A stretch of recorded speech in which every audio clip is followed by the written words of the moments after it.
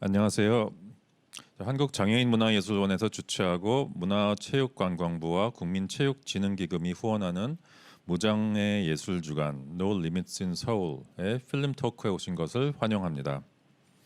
오늘 필름토크는 퀄리티 컨트롤을 만드신 독일의 창작 집단 리미니 프로토콜의 디렉터 다니엘 베젤과 헬가트 하우크 씨를 모시고 이야기 나누겠습니다. 저는 진행을 맡은 서현석이라고 합니다. 안경을 쓰고 있고 검은 상의를 입고 있고요. 좀 흰머리가 좀 섞여 있습니다. 리미니 프로토콜에 대해서 설명을 안 드려도 잘 아시는 분들 굉장히 많을 거라고 생각이 되는데요.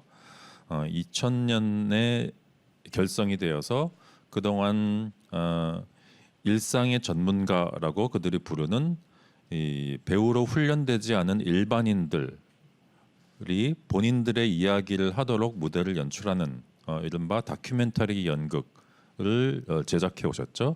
그래서 우리나라에서도 몇 작품들이 소개가 되어서 굉장히 친근한 극단이기도 합니다. 콜커타 카를 막스 자본론이 공연이 되었고, 그리고 100% 도시 시리즈의 15번째 도시로서 광주에서 또 작업을 하셔서 2014년에 또 공연이 된 바도 있습니다. 그 이후 한 6년 만에 한국을 다시 온라인으로 찾아주셨고요. 리미니 프로토콜을 구성하고 있는 두 분 외에 슈테판 카에기라고 하는 분도 있는데 오늘은 두 분과 말씀을 나누도록 하겠습니다. 두 분과 이 행사를 진행하게 되어 팬으로서 정말 큰 영광입니다. 한국에서도 리미니 프로토콜의 작품이 꾸준히 또 간헐적으로 또 소개가 되어서 이번 기회에 또 최신작을 영상으로라도 만나본 것을 정말 기쁘게 생각을 합니다. 이제 일상의 전문가들과 작업을 시작하신 지도 이제 20년이 넘은 시점인데요. 이렇게 본인들이 직접 하나의 연극 형식을 만드셨고요. 그 형식을 또 이제 마스터하고 계신데 지난 성취를 어떻게 평가하고 계신지요? 그리고 20년 전과 비교를 해본다면은 그 형식을 바라보거나 아니면 접근하거나 그에 있어서 뭔가 방식상으로 달라진 점이 있는지요? Yes, hello. I'm going to answer this. I'm Helgard. I'm a woman. Parts of my hair are blonde. I have blue eyes and some morning light on my face, like Berlin morning sun. So yeah, looking back to 20 years of our theater work, I always think that pretty much all the elements were there from the start. So of course we started the main aspect of our work was to involve not actors, but experts, how we call them, like people that we invited to be on stage because of their biography or because of their knowledge.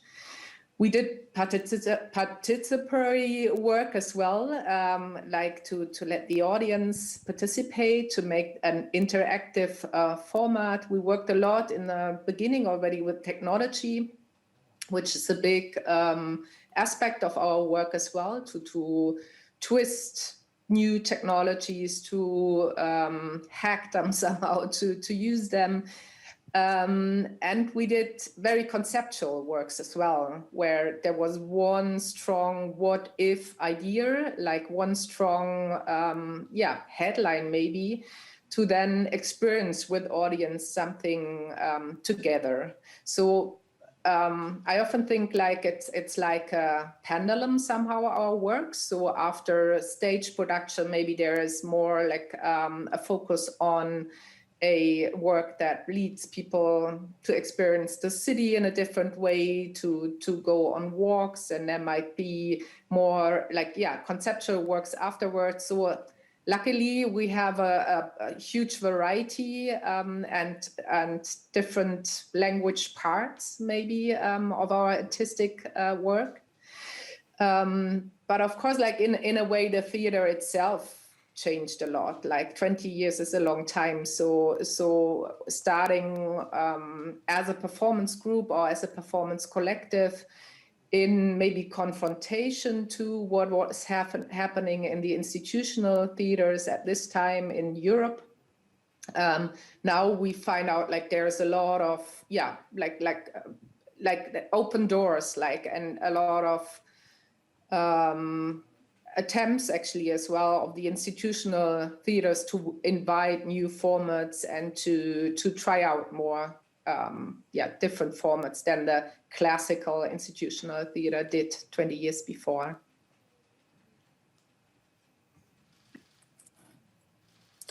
Hello, I'm Daniel. My hair is not really a factor, but I'm wearing a shirt that I bought in Mumbai and a hat that I bought in Cyprus. And I just wanted to add that one of the general approaches that we have, which is also to reflect on and use the, let's say, daily technologies that we're using for communication and for understanding the world, that technology apparently also is a changing, like in the Bob Dylan song, with the times. And so when we started 20 years ago, it was 30 years actually, Hayat and I, it was all about that there might be computers soon where you could put audio signals in. It was not yet to imagine that it would be possible to watch a video like on a laptop or something like that. Of course, no smartphones inside. And so I think that our works also very often develop, or the approaches kind of take energy from the reflection on how our technologies are developing, because they're reflecting how we see the world and how we communicate. 네, 지금 말씀하신 기술의 발전 덕분에 이런 행사도 가능해진 것 같습니다. 지금 이 분위기가 어떤 면에서는 굉장히 좀 연극과 흡사하다라고도 생각이 되네요. 다음에 퀄리티 컨트롤이라고 하는 작품에 대해서 질문을 드리고 싶은데요. 제가 알고 있다면은 먼저 이 작품은 라디오 극으로 만들어졌고요. 그러고 나서 이제 그 라디오 극을 연극 무대로 올리셨는데 그 전에도 그 다른 프로젝트를 하실 때 라디오 극을 먼저 만드시고 그다음에 그걸 무대로 가져간 그런 사례들이 있었던 걸로 알고 있습니다. 그래서 퀄리티 컨트롤 같은 경우에는 라디오 극을 처음 만드시게 된 그런 계기는 무엇이었는지, 그리고 이 라디오 극을 다시 극장으로 가져가신 또 계기는 무엇인지 좀 듣고 싶습니다. Actually, the radio play and the theater play went hand in hand. So when we had met Maria Cristina and decided together with her that this is going to be a project where we will work together, we've been in two different cities. Maria Cristina lives in Stuttgart in the southwest, and we are based in Berlin. So that's a 5.5 hours difference by train. So we asked her initially, can you, until we meet again in 2-3 months, would you like to share with us how your daily life works and also thoughts that you have? Would you like to do an audio diary? So until we meet. This was sort of a bit the blueprint for then what happened later on in the radio play. However, then we also started to rehearse the theater piece, and the theater piece was actually a bit earlier, presented then. But perhaps one main aspect also, apart from this technical one, was that listening to somebody, how somebody describes how she lives and how her life works. When you don't see that person, activates a total different level and energy of imagination. That means of empathy in the sense of wanting to know and joining somebody's mindset. So that's why the radio plays an important and work standing by itself. Yes, and we also thought we need some kind of safety net, probably, because we didn't know, like, Maria Cristina, would she actually manage to be on stage for all the dates that we had to announced very early, like it was in a state theater here in Stuttgart, and okay, they make all those plans, and we put dates on their program, not knowing if she could actually manage to do all those shows, and how she would feel after the premiere, or felt sick and so on. So we always had in mind that we need some kind of like plan B in case something happens. So the radio play was a bit plan B. We realized, like, while we were rehearsing and premiere was coming closer, that we probably don't need it, but it's been always there, like as an plan B. For Maria Christina, being on stage, of course, was very exhausting. Like, we, at the beginning, when we decided to work together, we made a plan. We said, okay, what do you suggest? Like, how many hours a day can we work? Normally, of course, like on theater, we go to the limits. Like, we work day and night, and we want to do it best. And like this kind of tension and exhaustion is part of like the rehearsal.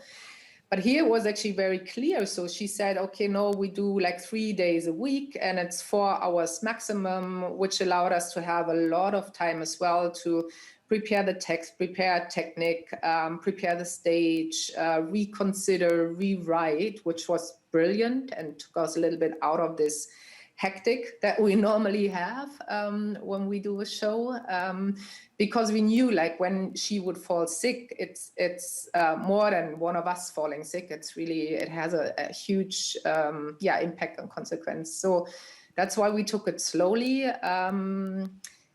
We once had to make the experience, what is it if Maria Christina can't be on stage? So we had a performance being announced in Amsterdam, and a couple of, of short notice, somehow it was clear, like, Maria Christina would not come to Amsterdam, and it would be too much of an hassle. And maybe as well at the point where we said we stopped the show somehow anyway. So we had the situation again. Shows were announced, audience was more or less in front of the doors waiting to open. But then we said, okay, we have the radio play. So it was finalized at that time. And we had the stage set up. So we very quickly, together with Maria Christina, made a plan to play the radio play, to have some videos, have some lights, have the live musician Barbara Morgenstern on stage. And the interesting experience was that audience afterwards said they can't imagine how this play would have been with Maria Christina's presence. So we missed her, but in fact, for the audience, somehow this gap or the absence of Maria Christina added something to their experience. 네, 지금 코로나 때문에 여행이 좀 불가능한 상태인데 지금 말씀을 하시는 거를 들어보니 배우분들께서 한국으로 직접 오지 않으셔도 한국에서 공연의 형태로서 무대에서 리미니 프로토콜의 작품을 만나볼 수도 있겠다라는 생각이 들기도 하네요. 기술적으로 가능한 것처럼 들리기도 하고요. 네. 그런 작품을 혹시 또 나중에 소개를 해주실 수 있다라고 한다면 정말 좋을 것 같습니다.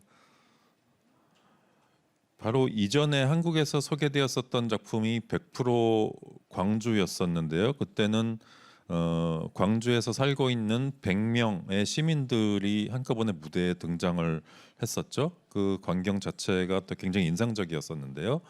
이번에는 여러 사람이 아니라 한 사람의 퍼포머 내지는 일상의 전문가가 무대에 등장을 하셔서 굉장히 흥미로운 대비 효과가 나타났었던 것 같습니다.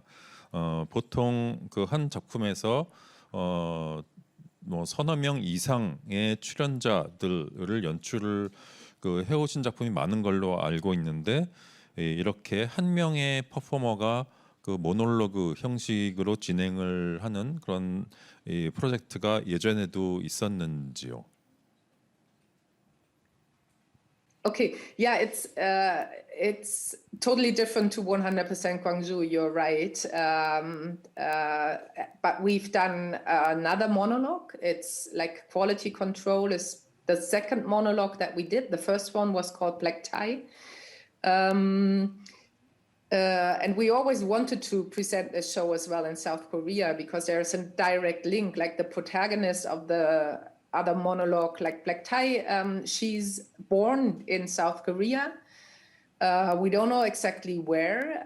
The circumstances of her birth are unclear. She was found and then being like taken to foster care, like to Germany, into a family in north of Germany, visually totally different from Miriam. And she grew up with the feeling of being part of this family, but realizing like there's always been something that makes her different. Like people react differently to her.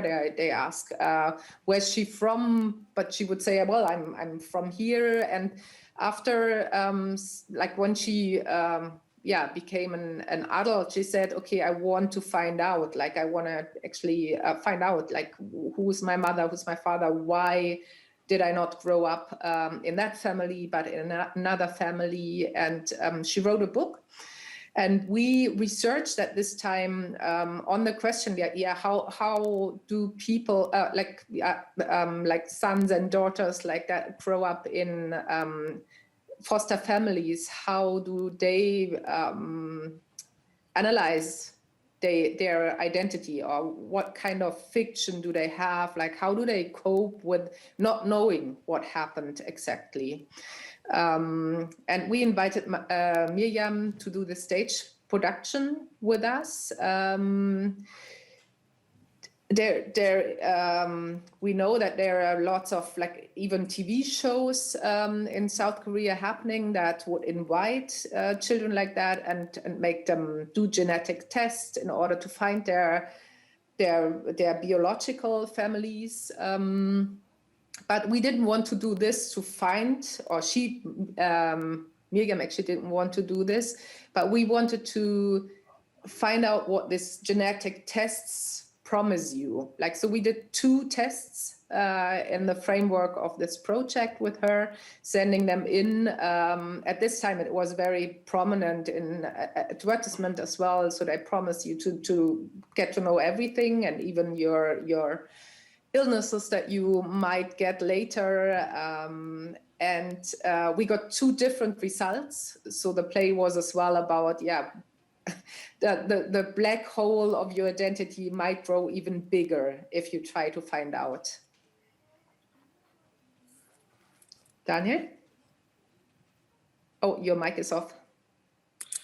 So one thing that the 2 projects have in common, and perhaps there's at least a third waiting, is that it's about it's the perspective of women, and it's about also the body on stage. And in both cases, it is very much about the basic principles of us existing. In Miriam's, Maria Christina's case, it's about the struggle for a good life that she apparently really manages well. But it's a daily extra effort compared to what we have to do. And in Miriam's case, or Yunmin Park, that's what was her name on the papers that were coming along with her. It is about not knowing and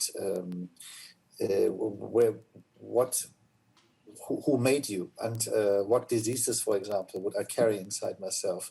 And we very much dealt also with the question of a heritage, of a memory, sort of, that you might carry along with you without us considering these memories to be transmitted on a genetic level. Does the history of my ancestors leave traces in my body, even if I grow up from 7 months or so in another context, in another country? So apparently when Miriam then did the visit to Korea, South Korea at some point. She realized that a lot of habits that she also has with her body, for example, are habits that are how to move, how to walk, how to sit, and so on, are habits that are widespread in South Korea, and she always thought this is her individually. So there are things being transmitted to us on various levels, and it was also about that. In a way, also about radical migration, in a sense, right? To grow up with an identity that is fully Northwest German, and when you look in the mirror, you realize, but I am also apparently I look for others. I look rather like somebody from Korea, and to deal with that. And looking at the two shows, like there are even some similarities, like in the format. Like we have live musician on stage.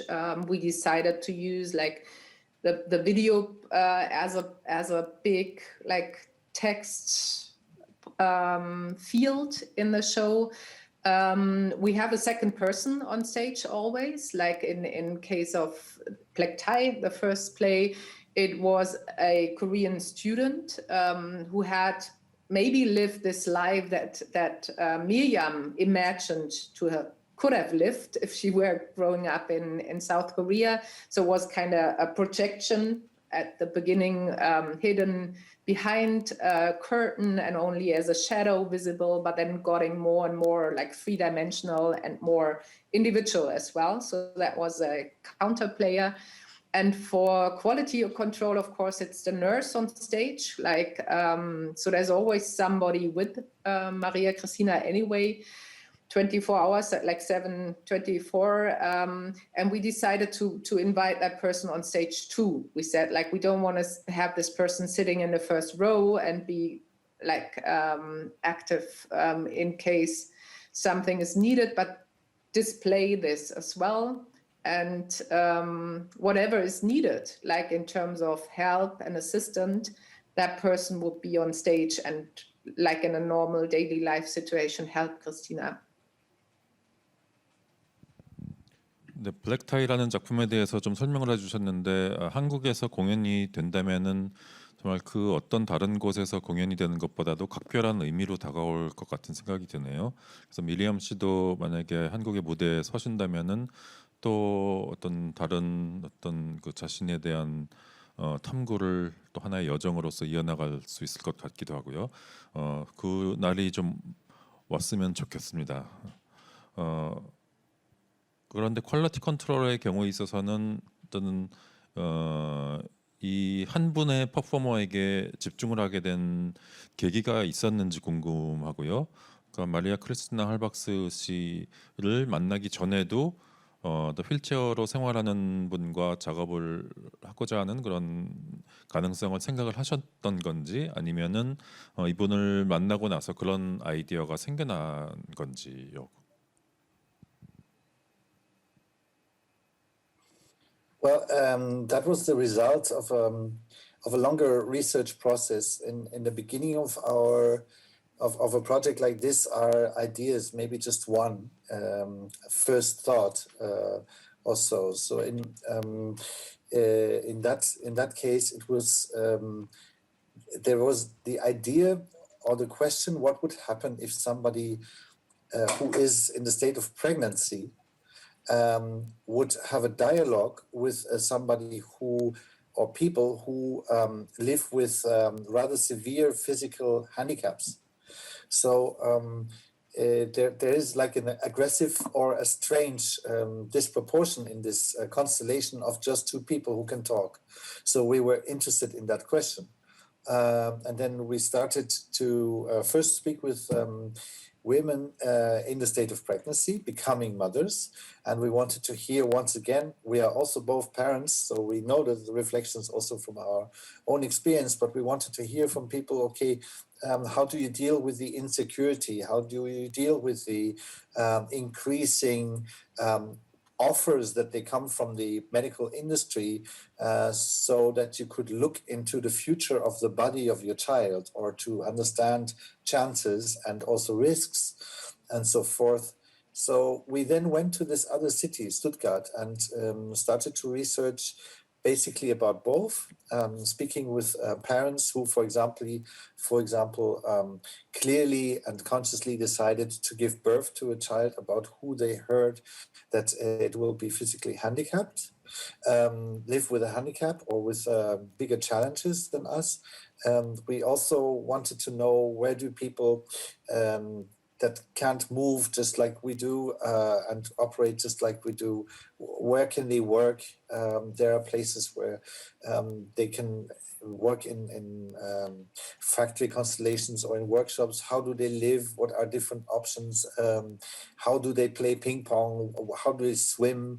So we went to different, how to play drums without arms, you know? And so we visited places that had to do with this. And with this team, we also spoke with doctors that are involved with genetic sequencing of probes of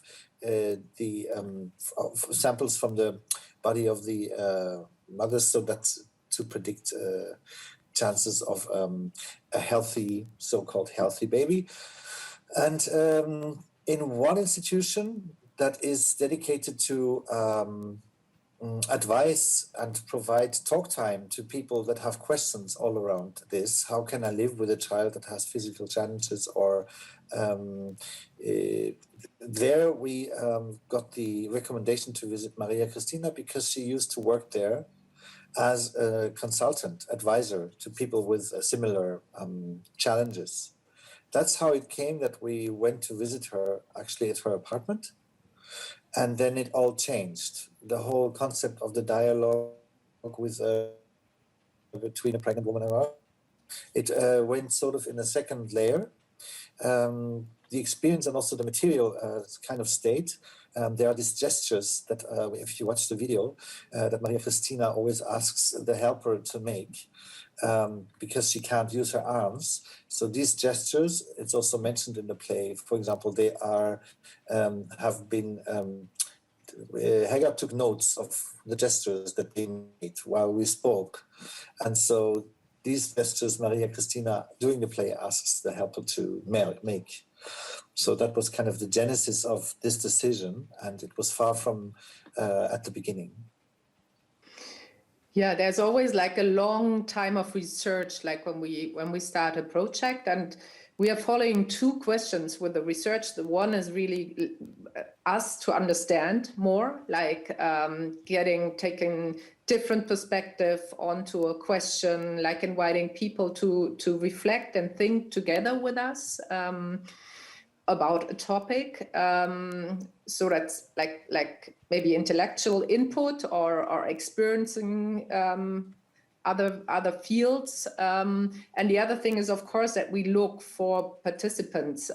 So there's casting is sometimes the wrong definition of what we're doing. So we're meeting people, and whenever there is an encounter which is as striking as, for example, with Maria Christina, for us, that's a whole like new protocol starts to roll, and it is like, could she be on stage, or is that the person that we invite, or is that one of the protagonists for the next project? Like the initial question was really like, what can I know, like in perspective of a child, like what do I want to know? How big is the risk? How much is the medical industry promising me through tests to get a clear picture of the unknown? That's as well the link to black tie.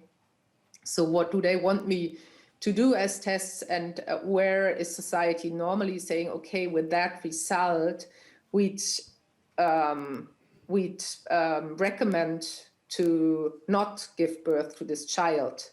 And how do you deal with the tension, or how do you deal with something that is unforeseen and maybe difficult, like in respect of what is the ideal typus of a child, or the wish as well to be like happy, healthy, and what is the personal, the very individual position of this while being pregnant.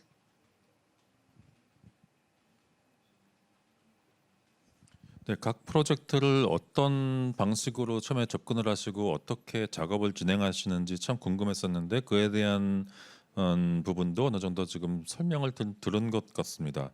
근데 이 지금 퀄리티 컨트롤을 보면서 리미니 프로토콜의 첫 작품이죠. 그 크로스워드 핏 스탑이라고 하는 작품이 되게 많이 떠올랐는데요.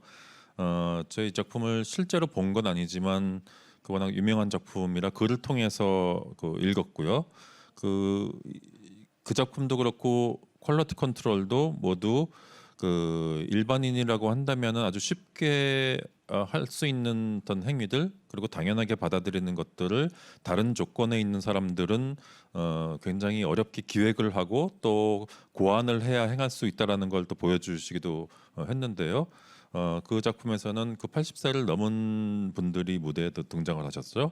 그래서 두 작품 모두 그러니까 신체적 물리적 기동성이라고 될까요? 그것의 어려움을 다루고 있고 또 그 배우의 죽음이라고 하는 주제를 또 건드리시기도 한 것 같습니다. 그런데 이 두 주제가 어떤 면에서는 연극이란 무엇인가라고 하는 질문과 아주 밀접하게 맞닿아 있다라는 생각이 들기도 하고요. 그렇다고 한다면은 이 작업을 하실 때 이 연극이라고 하는 형식에 대해서 늘 의식적으로 고민을 하시는지요? 또 만약에 그렇다고 한다면 어떤 방식으로 이 질문에 접근을 이번에 하셨는지 묻고 싶습니다. Yeah, like definitely normally theater is a place where you perform somehow skills, you perform some quality as well, like maybe that's how we came up with the title as well of quality control. It's a place where you show what you can, and you're right, like I think it's nice like to twist this and to reconsider like how can we use theater to guarantee like the presence of people that are maybe more fragile, people that where it's not about, you know, showing what you can, but maybe of how can you still show it or how can you be on stage. So referring to the Kreuzworträtsel Boxenstopp, the very first play that we did together, it were elderly women, and we were interested in their fragile existence. That they say, okay, you can invite me on stage, but I can't learn text anymore. I won't keep it. Like, yes, I can be on stage, but I don't know where to move to. Oh yeah, Daniel is showing Ulrike Falke, one of the protagonists of this piece. So they were living next door to the theater that we did this work, and we said instead of just entering your elderly people residency, why don't you like come over and be on stage? And what does the stage need to be in order for you to be brilliant? Daniel, do you want to continue? Yes, so I think because you were asking if we are reflecting on theater always in these pieces, of course, and each of the pieces in a way is not maybe that intensely pointing at the crossroads between living and dying. But of course, theater is always celebrating that we are alive and that we are communicating, listening to something, listening to somebody now, and that it will be a different thing next year. It is, of course, ephemeral, but really very much about our moment now. And in these international Zoom conference theater formats, this is also very evident. We meet now, and what will be soon, we don't know. We don't know it in Europe. We don't know it in Korea. We don't know it in the US. It is really a shared moment of in time. But it also reflects always on, or the standard theater as we know it very often reflects on the dead. In a way, you could say most of the people that stand on stage are dead in the sense of being performed by other people. Hamlet was a historic figure. In all the Shakespeare, for example, most or a big part of the characters are historic figures in the Greek ancient dramas. Many of the characters that we know about are at least presumed to be historic in a way, so referring to mythology about very ancient families. So at least in the European tradition of theater, this is kind of the roots that the dead are coming on stage again and sharing what were their main statements and conflicts with other values, for example. And what were brilliant or interesting violations of existing values, moments of revolution, moments of discovery of freedom, and so forth. So with the people that we work, they at least in these two monologues, it is more about a position and a statement about the now and their viewpoint on surviving and living in the body that they have, and not so much about the tragic, but the death is always present.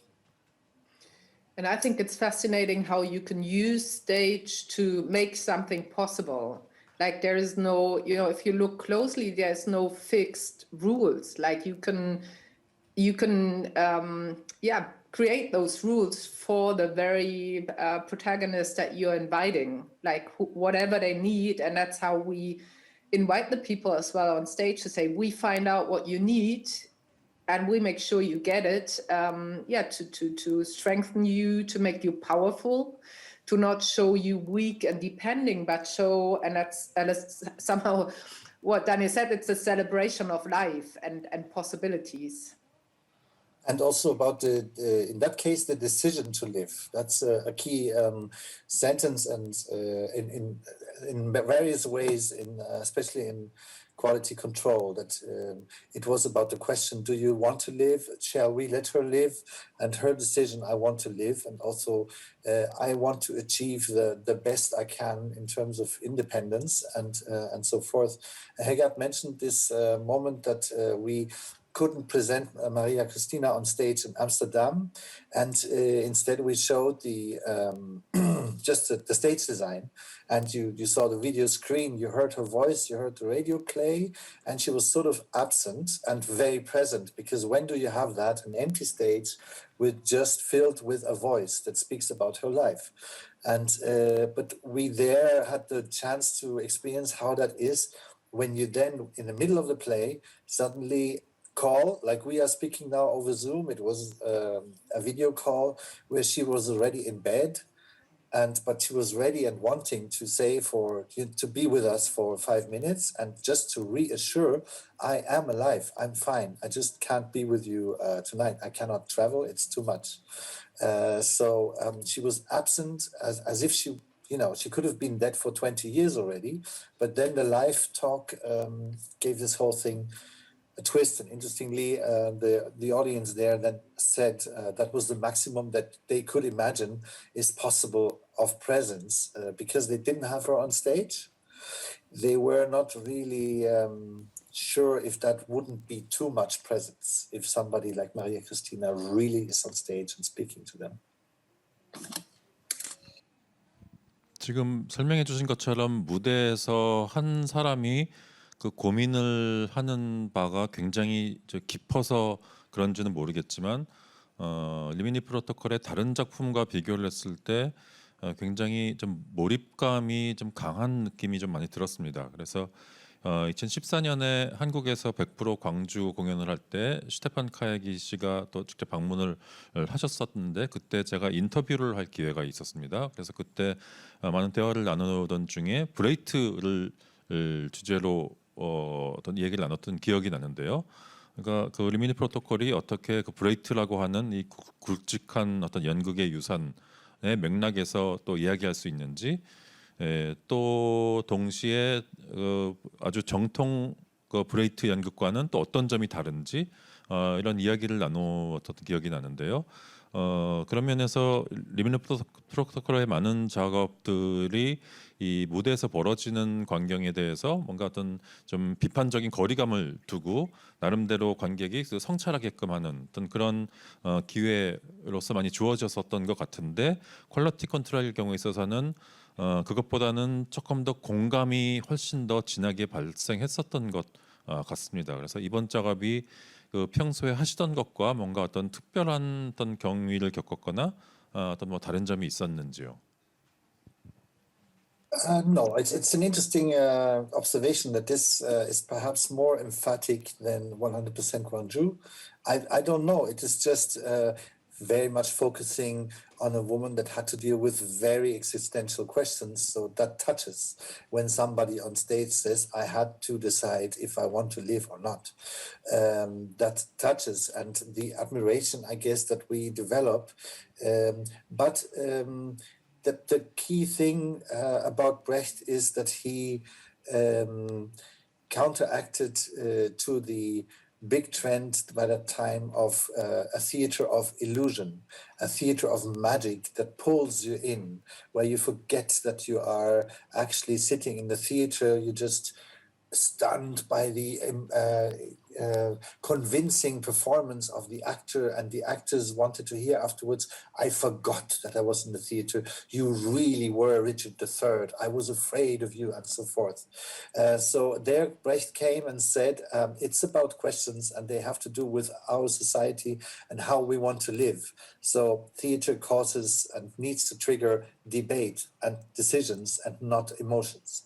So the Brechtian theater, despite being also very artistic and the actors really acting very largely, partly wanted to show the frame of the emotions that you also were supposed to have, because also, especially when it's about big decisions, let's say in the talk circle or so, when it's really about yes or no, like in quality control, then you there are emotions, but if you show the frame, then you understand why you are watching this, and you're not pulled in such a commercial way, like it happened perhaps in the Max Reinhardt style that was the contemporary opponent to the Brechtian, or that was what Brecht was trying to overcome. Yes, so it's more about this alienation effect, and I believe that this happens in quality control as well. Yeah, there's an important scene in Quality Control where Maria Christina herself said, like, there are limits of imaginations and limits of an intellectual, like, space somehow. So when she says, like, would you have asked me before the accident happened, can you imagine having a life like that? I would probably have said no. And she proves it, like, on stage, that she made another decision. She said, like, in the moment where she was asked, like, do you want to continue to live? She said, yes, I'll try. So depending on your situation in life, you have different answers to questions and different access to imagination. So to me, this is always very important, that, like, the territory changes, like you go somewhere else and you see life differently, and being invited to imagine that on stage. So it is an emotional show, totally agree. But it's about empathy, but probably always, like, when you share time with somebody, like in the theater, you start to wonder what is it like to be in this person's shoes. Like, that is an empathetic relationship, of course, or movement. But here she brings us to different positions as well. So it is a process, and she describes this process, and she's not judging any thought or position that you might have as an audience, wondering, like, or even saying, well, I can't imagine living a life like that. She couldn't either.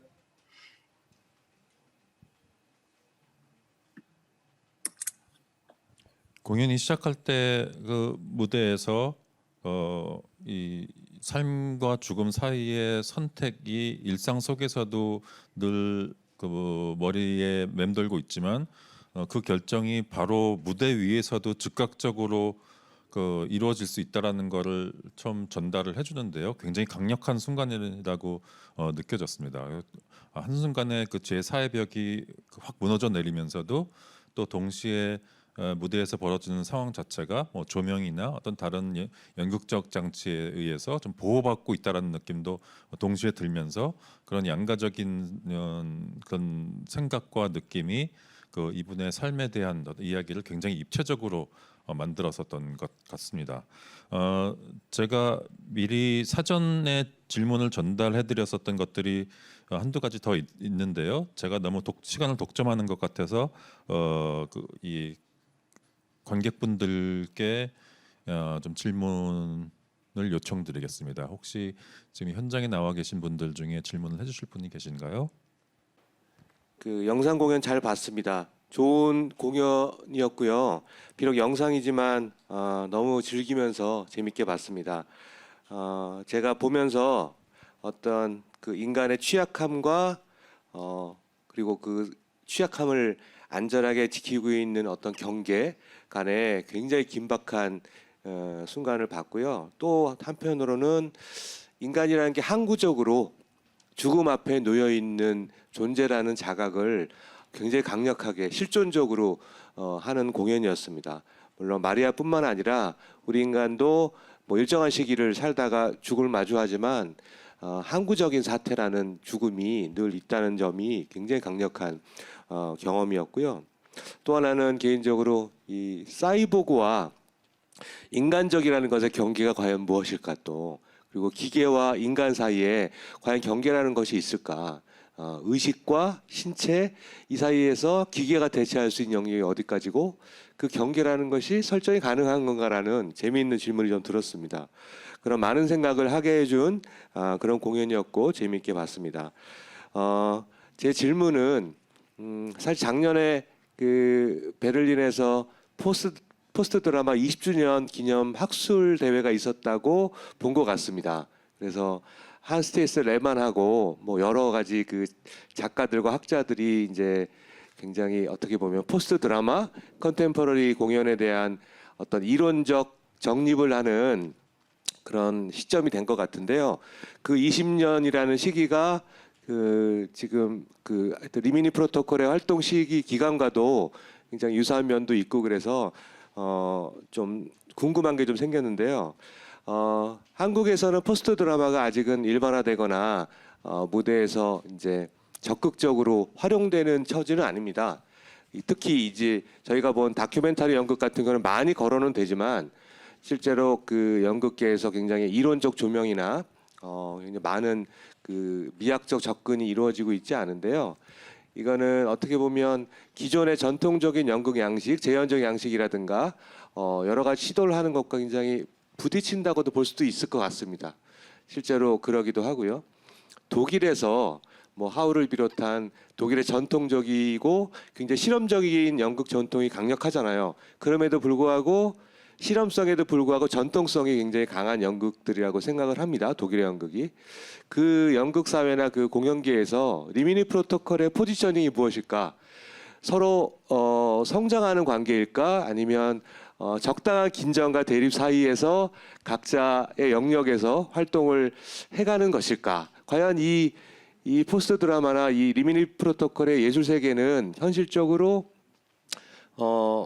어떻게 인지가 되고 있고 어떤 그 평가를 받고 있는지가 좀 항상 궁금했습니다. 예, 저도 한 15년 전부터 알고 있었는데 독일에서 지금까지 10년, 20년 활동을 해오시면서 또는 유럽에서 활동을 해오시면서 리미니 프로토콜의 위상이나 기존의 예술과의 관계가 어떻게 진전이 됐는가라는 생각을 좀 들어보고 싶습니다. So that was kind of a series of questions, yes? Maybe to answer with the last, at least the theater scene also in Germany permits us to do more and more work, to continue our work in theater and with radio and other forms. There was the question about our position related to the German theater scene, but also related to, if I understood right, the concept of post-dramatic theater as it was suggested by this theater theorist and philosopher Hans Thies Lehmann. Yes, it was also released 20 years ago, but that was not the beginning of something. It was just that moment when somebody published or found or suggested a term that works for many people. So this book has been translated not only to Korean, also actually almost in every language, because it was just 20 years ago, the moment where a term would help many people to understand what's going on. But he is basically in this book, and it's about theater forms that are partly really old. So post-dramatic does not necessarily mean now comes something new. It is more describing that the stages that have been built for drama, for dramatic theater, have also found a lot of use that is working in a different way, but relating to the drama, but not executing the dramatic process as it normally is. So it's not counteracting the drama, but it is sort of alternative would be another word, or trying it another way, telling it another way. And in that sense, that term that you also used, the experiment, is perhaps important. Experiment means, of course, to try out, but in also a Brechtian sense of the experiments, you don't try out together with the audience. You have tried out before to make the entire piece an experiment that the audience can join, but you know where it leads. So it is about looking together at something. And there, drama is perhaps one possibility, but there are many other possibilities. And documentary theater is just one other label for a specific kind of forms of attempts to describe or explore together in experiments the reality that we are in, and to find new or more specific views on it.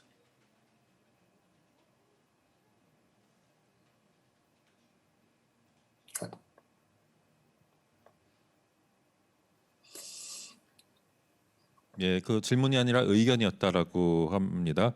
네, 유튜브를 통해서 지금 뭐 질문해주신 분들이 계신데요. 또 어떤 분은 지금 무대에서 직접 이 도움을 주시는 널스 분들이 실제로 어떤 케어하는 모습을 보여주는 것이 굉장히 인상적이었다라고 코멘트를 남겨주셨고요.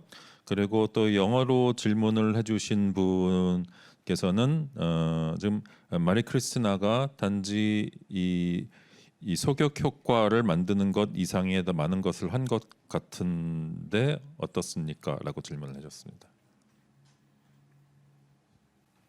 Oh, is she? I don't think so. She's an invitation to reflect your own life. It's an invitation to think differently. So maybe that's not alienation, but it's like different. So it doesn't need to be, alien to what you are.